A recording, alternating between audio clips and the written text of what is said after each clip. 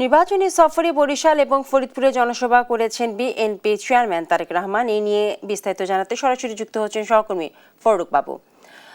বাবু, তারেক রহমানের জনসভা ঘিরে নেতাকর্মীদের উচ্ছ্বাস আপনি কেমন দেখছেন সেটা বলবেন, এবং সাধারণ মানুষ কি বলছে এবং তারেক রহমানও বা কি প্রতিশ্রুতি দিচ্ছেন তাদেরকে?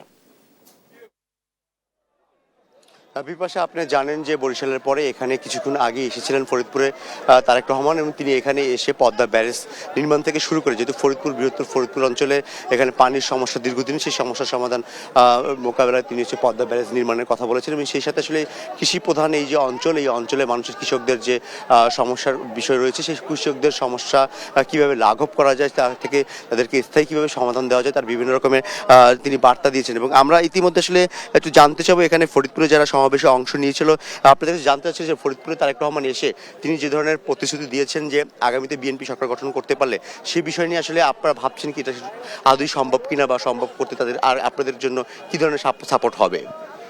ধন্যবাদ।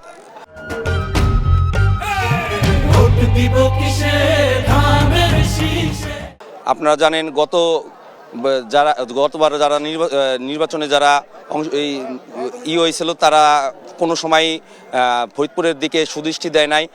ফরিদপুরে একটা বিভাগ ঘোষণা এবং সিটি কর্পোরেশন ঘোষণা এবং নদী শাসনের যে ব্যাপারটা, নদী ভাঙন রোধের যে ব্যাপারগুলো ছিল, সেই ব্যাপারে কোনো কার্যকরী ভূমিকা তারা রাখে নাই।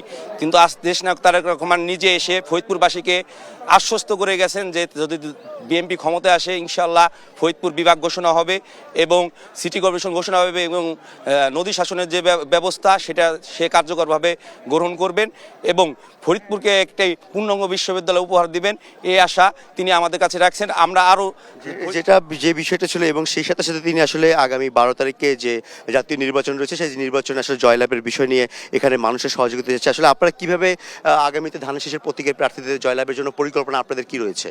আমাদের পরিকল্পনার মধ্যে আমাদের বিএনপির দেশ গড়ার পরিকল্পনা যেটা দেওয়া হয়েছে, আমাদের এখানে তারেক রহমান লক্ষ জনতার উদ্দেশ্যে জিজ্ঞেস করেছেন, আপনারা কি বিশ্বাস করেন দেশ গড়ার পরিকল্পনায় বিএনপি সফল হতে পারবে? সেক্ষেত্রে লক্ষ জনতা দুই হাত তুলে জানিয়ে দিয়েছে যে দেশ গড়ার পরিকল্পনা নিয়ে বিএনপি যে পরিকল্পনা দিয়েছে, সেটাতে অবশ্যই ধানের শীষের প্রার্থীরা এই 15টি আসনেই ইনশাআল্লাহ জয়যুক্ত হবে।